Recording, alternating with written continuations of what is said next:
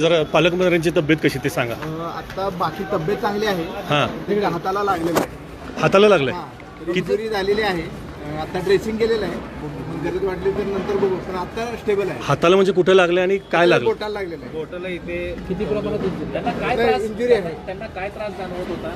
नाही ऍक्च्युली आता मी ड्रेसिंग करायला आलो होतो. बरं. जखम बघितली.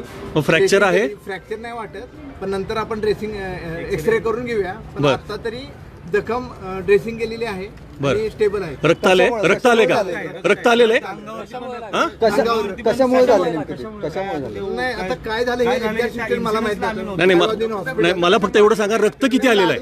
रक्त शर्टावरती तर डाग आहे शर्टावर डाग आहे. आणि इथे इथून पण म्हणजे बोटाची इथून पण रक्त इंजुरी काय झाली ते सांगाल का? स्पेसिफिक म्हणजे हाताला बोटाला हाताच्या बोटाला म्हणजे इंडेक्स फिंगरला लागलेलं आहे. इंजुरी आहे.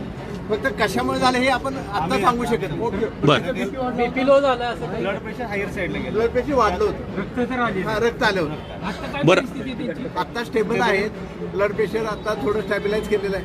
नाही, तुम्ही डॉक्टर आहात. अशा ज्यावेळेस घटना होतात, असं ज्यावेळेस लागतं, रक्त येतं, तर त्यावेळेस काहीतरी मोठं घडलेलं असतं, त्याच्यामुळेच रक्त येऊ शकतं.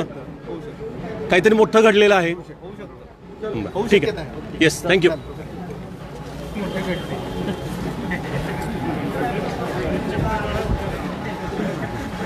नाही, सुशीलचा उद्देश काय होता? रक्त आलेला आहे म्हणजे तो गुन्हा झाला आहे.